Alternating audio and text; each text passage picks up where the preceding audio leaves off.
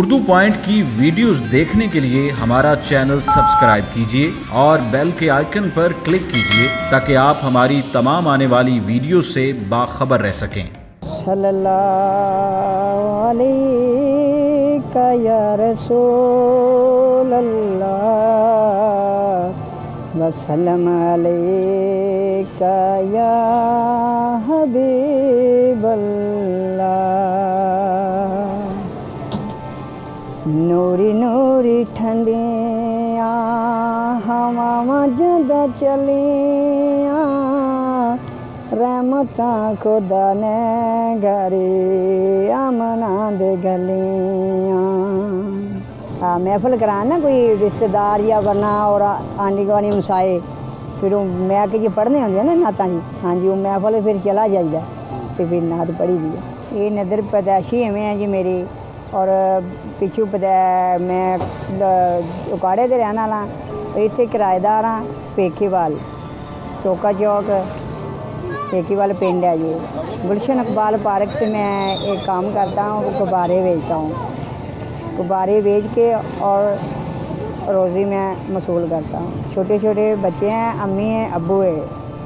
अब्बू भी जी इसकी वो काम करता है। वो उसकी भी नज़र बनवाई थी, वो भी नहीं बनी, वो ऐनक लगी हुई है, नज़र घाट है। 3-4 बहन भाई हैं। मेरा दो बहना मेरियाँ और एक मेरे बुए पे बैठी है, उसने कागज़ हुआ गया।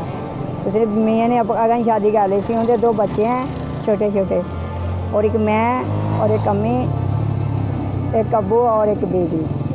ये पैदाइशी आँखें हैं सारे, बस थोड़ा बहुत नज़र आता है और सूँ से जाते हैं और पता चल जाता है ना। 1-2 दफ़ा जितनी लंघ जाइए ना पता चल जाता है भी इतने इधर जाना है। नज़र इलाज कराया था, वो कहते हैं भी पैदाइशी आँखें में नज़र नहीं बन सकती है। और रहमत हॉस्पिटल से भी गया थी और जिनाज भी गया थी, वो नहीं बनी। उन्होंने ड्रॉप दे देते हैं, वो कहते हैं ये पाओ आपकी नज़र नहीं बन सकती है पैदाइशी आँखें में। जी अब्बू की भी आंखें ख़राब बात ही हुई सी, पहले ठीक सी और उनकी आंखें बनवाई सी सर्विस हॉस्पिटल से, वो भी कामयाब नहीं रही और बनवाया लेंस पवाया था। गुब्बारे सारे बस जी कोई ले ले तो फिर बहुते बिक गए, नहीं तो 2, 4, 5, 10 बिक गए बस।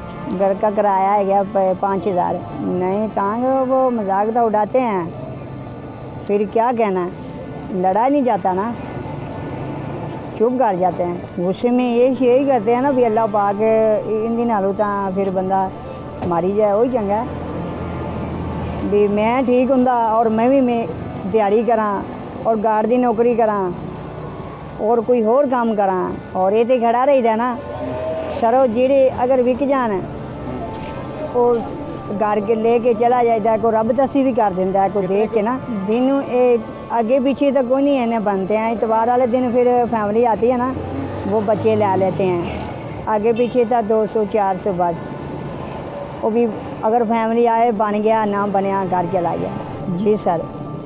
ये कितने का है? का बोला और छोटा वाला 50 का है। ये 50 का है? हाँ जी सर जी। अच्छा, और ये तलवार कितने की है ये वाली? ये तलवार 150 की है। अच्छा, 130 की देते हैं जी सर। ये जगदी है जी, बटन लगा हुआ है सर। आई डी कार्ड का मसला है और मेरे को 500 रुपये है सी जेब में खुले और नाल आई डी कार्ड है सीधा। वो मैं पैसे ही कढ़े आ, मैं चीज़ लैन लगा रेहड़ी तो, फ्रूट वाली रेहड़ी तो, केले वगैरह ये चीज़ा मैं आख्या को 20-30 रुपये की लै लेना घर वास्ते। वो मैं लैन लगा, पता ही नहीं चला आई डी कार्ड उत्थे डिग पाया, घर चला गया। वो दोबारा 1 माह हुआ है और मैं उत्थे गया था, उसने कहा था 1500 रुपया लगेगा। हमारे पास पैसे नहीं है, मैं वापस आ गया। हूँ मैंने कहा भी और गुब्बारे बेच के या कोई जो पैसे हथी आएंगे फिर मैं आई डी कार्ड बना लगा। करीम ब्लॉक मार्केट में गया था।